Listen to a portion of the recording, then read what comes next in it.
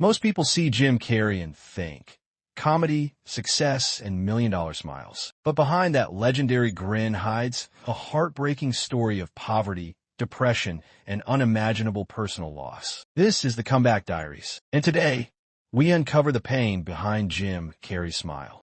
Jim Carrey was born in Ontario, Canada, in a lower-middle-class family. Things weren't always tough until his father lost his job. At just 12 years old, Jim found himself living in a van with his entire family, parked in strangers' driveways. They scrubbed toilets at night in office buildings just to survive. Jim often wore old shoes stuffed with paper to cover the holes. Despite the struggle, Jim knew one thing. He was born to make people laugh. Every night, he practiced impressions in front of a mirror. His classmates laughed, but deep down he was crying for help. At age 15, he dropped out of school to support his family. While other kids dreamed, Jim was working 8-hour shifts as a janitor. Behind the fame that would come later was deep-rooted depression. Jim battled inner demons. Questions like, am I enough? Will I ever make it? Years before stardom, he would drive to Hollywood Hills, park his beat-up car, and stare at the city.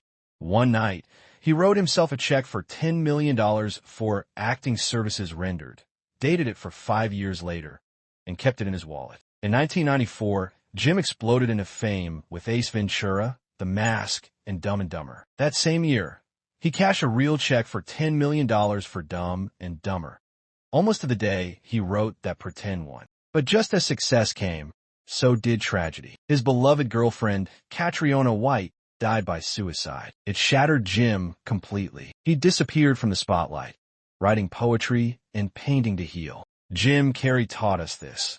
Even the happiest faces hide the deepest pain. But pain can be fuel. Struggles can be stages. And comebacks, they're real. You're not alone. This was the Comeback Diaries. If you felt this story, subscribe, and we'll see you in the next one.